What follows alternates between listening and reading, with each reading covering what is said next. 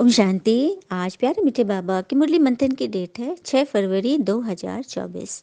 तो आज मीठे बाबा अपने बच्चों से कह रहे हैं, मीठे बच्चे अपने हार और जीत की हिस्ट्री को याद करो। ये सुख और दुख का खेल है।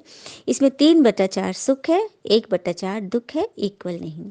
भगवान कह रहे हार और जीत की हिस्ट्री को याद करो, क्योंकि सुख है सतयुग त्रेता और दुख है द्वापर कलयुग। तो 3/4 सुख है और 1/4 दुख है, इक्वल नहीं है। 1/4 कलयुग में ज़्यादा दुख हो जाता है, तो उनकी तुलना में इक्वल है ही नहीं। हम्म? और कहते हैं ना, माफ़ करना सीखिए, क्योंकि हम भी ईश्वर से यही उम्मीद करते हैं। कहते हैं ना, भगवान हमसे बहुत गलती हो गई, मैं माफ़ कर दो। उससे से हमें आत्माओं के साथ भी ऐसा करना है। माफ़ कर देना है उन्हें, तो हम सुख की ओर आ जाएंगे। प्रश्न, ये बेहद का ड्रामा बहुत ही वंडरफुल है कैसे? उत्तर, यह बेहद का ड्रामा इतना तो वंडरफुल है, जो हर सेकंड सारी सृष्टि में हो रहा है वह फिर से हूबहू रिपीट होगा। यह ड्रामा जो मिसल चलता ही रहता है, टिक टिक होती रहती है, एक टिक न मिले दूसरे से। इसलिए यह बड़ा वंडरफुल ड्रामा है। जो भी मनुष्य का पार्ट अच्छा और बुरा चलता है, सब नूंद है। इस बात को भी तुम बच्चे समझते हो। तो ड्रामा वंडरफुल क्यों है? क्योंकि इसमें जो भी है वो सॉरी बाबा, निरंतर चल रहा है, टिक टिक चल रही है, ये बंद होने वाली नहीं है। सब कुछ इसमें नूद है और एज इट इज ये ड्रामा चल रही है। और ड्रामा में सुंदर सुंदर पार्ट सबका भरा पड़ा है। आइए एक कथा से समझते हैं। एक बार राजस्थान के एक छोटे से गांव में नंदा और उनकी पत्नी रहते थे। दोनों का जीवन आनंद पूर्वक चल रहा था। नंदा गृहस्थ थे, तो भी लोभ काम और क्रोध छू नहीं पाते थे। 2-3 घरों में भिक्षाटन करते, उनसे जो मुट्ठी चावल आटा मिलता उससे वे अपना अपनी पत्नी सरस्वती देवी का पोषण कर लेते थे और दिन भर लोक सेवा के कार्यों में जुटे रहते थे। एक दिन गांव के एक चौधरी तान्विक ने महाराजा कृष्णदेव राय से कहा, राजन, नंदा गृहस्थ होकर भी राजा जनक की तरह विकार मुक्त है। दिन भर बेचारे पिछड़ों को ज्ञान दान करते, कष्ट पीड़ितों की सेवा करने में लगे रहते, स्वार्थ की बात उनके मन में नहीं आती। तो महाराजा कृष्णदेव राय हंसकर बोले, गृहस्थ में रहकर कौन निर्लोभी रहता है? कौन काम वासना से बचा है? यदि गृहस्थ में से संभव हो जाए तो संसार के सभी व्यक्ति अपना मनुष्य शरीर सार्थक न कर ले, ईश्वर को ही प्राप्त कर सकते हैं। चौधरी बोले, यदि लोग नंदा और देवी सरस्वती की भांति निर्लोभ, सेवा परायण व सरल जीवन जीना सीख ले। महाराज कुछ खिन्न हो गए, बोले, ऐसा ही है तो आप उनसे कुछ दिन यहीं हमारे यहाँ भिक्षाटन के लिए कह दे। चौधरी तान्विक ने नंदा से जाकर आग्रह किया कि आप राजभवन में जाकर भिक्षा ले। राजा ने कहा है। नंदा ने कहा, मैं जिन लोगों के बीच रहता हूँ, जिनकी सेवा करता हूँ, उन अपने अपने कुटुंबजनों से जो मिल जाती भिक्षा वही मेरे लिए काफ़ी है। 2 ही तो पेट है, राजभवन जाकर क्या करूँगा? लेकिन नंदा ने उन्हें बोला कि नहीं, राजा का आग्रह स्वीकार करना है। तो नंदा राजभवन जाने लगे। वहाँ से मिले चावल ही उनके उदर पोषण के लिए पर्याप्त होते थे। नंदा अपनी सहज प्रसन्नता लिए वे जाते, उसका अर्थ महाराजा कुछ और ही लगाते। एक दिन उन्होंने चौधरी तान्विक से कह दिया कि देख लो, आपकी नंदा की मतलब कारनामे आजकल देखते नहीं कितने प्रसन्न रहते हैं। आपका तात्पर्य मैं नहीं समझा। चौधरी बोले, अरे आप मेरे साथ चलिए, अभी बात स्पष्ट हो जाएगी। महाराजा चौधरी तान्विक के साथ नंदा के घर पहुंचे, देखा उनकी धर्मपत्नी चावल साफ कर रही थी। महाराजा ने पूछा, बहन यह क्या कर रही हो? मैंने वेश बदल के पहुंचे थे।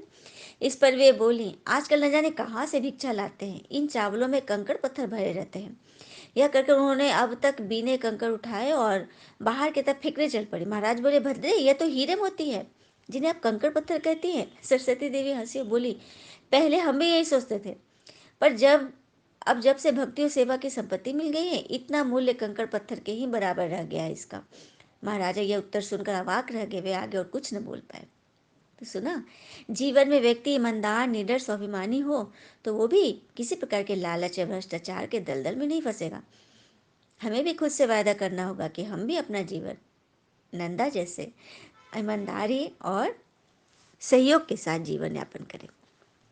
तो सुना, ऐसे लोग भी होते हैं, क्योंकि उन्होंने जिस तरह से जीवन को साध लिया, उनको पता चल गया था कि हीरे मोती है, लेकिन वो किसी काम के नहीं, वो उसको हटाते जा रही थी, क्योंकि उनको लोभ ही नहीं था कि हम इससे आगे बढ़े। उनके लिए बस पेट भरने के लिए ही जो सामग्री मिले वही पर्याप्त है। तो ये भी तो एक बेहद का ड्रामा ही हुआ ना, लेकिन आजकल लोग इनको कहेंगे बुद्धू, है ना? लेकिन ऐसे ही तो किसी का नाम नहीं होता है ना? जैसे हमारे लेखराज दादा भी तो हीरो के व्यापारी थे ना। हुँ? उनको भी तो बाद में हीरे कंकड़ पत्थर ही लगने लगे, है ना?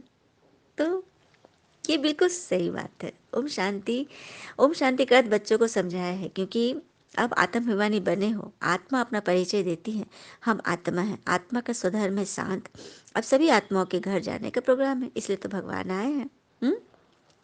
मीठे मीठे बच्चों को बाबा कहते हैं, बच्चे तुम अब पराए रावण राज में आकर पड़े हो, अपना राजभाग गंवा बैठे हो, तो अब सब कुछ अपने स्वभाव संस्कार सब मुझे दान कर दो और बदले में मुझसे भरपूरता ले लो। इसलिए तो भगवान हमें ज्ञान श्रीमत देते हैं। तुम पहले पावन शांति धाम में जाकर फिर सुख धाम में आएंगे। पहले है सुख, पीछे है दुख।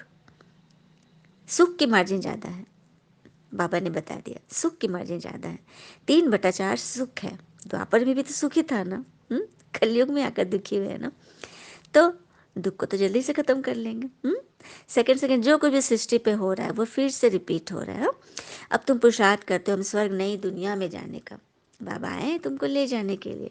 अब तुमको स्वदर्शन चक्रधारी कहा जाता है। तुम अपने स्वधर्म को पहचानो। हुँ? तुम बच्चों को बाबा से वर्षा मिलता है, बाबा प्यार का सागर है। फिर सतयुग में तुम प्यारे मीठे बनते हो। कोई बोले वहाँ भी तो विकार आदि है, तो क्या करेंगे? अच्छा, मीठे बच्चों प्रति भगवान की नमस्ते, हम बच्चों के भी प्यारे बाबा को नमस्ते। धारणा के लिए मुख्य सार, पहली पॉइंट, पिता समान प्यार का सागर बनना है, दुख का सागर नहीं। बाबा की निंदा कराने वाले कोई भी कर्म नहीं करना है, बहुत मीठा प्यारा बनना है। दूसरी पॉइंट, योग बल से पवित्र बनकर फिर दूसरों को भी बनाना है। कांटों के जंगल को फूलों का बगीचा बनाने की सेवा करनी है। सदा खुशी में रहना है। हमारा मीठा बाबा भी है, टीचर भी है, उन जैसा मीठा कोई नहीं। वरदान, परमात्म दुलार को प्राप्त करने वाले अब के सो भविष्य के राज दुलारे भव। परमात्म दुलार को प्राप्त करने वाले अब के सो भविष्य के राज दुलारे भव। संगम युग पर आप भाग्यवान बच्चे ही दिलाराम के दुलार के प्राप्त पात्र हो।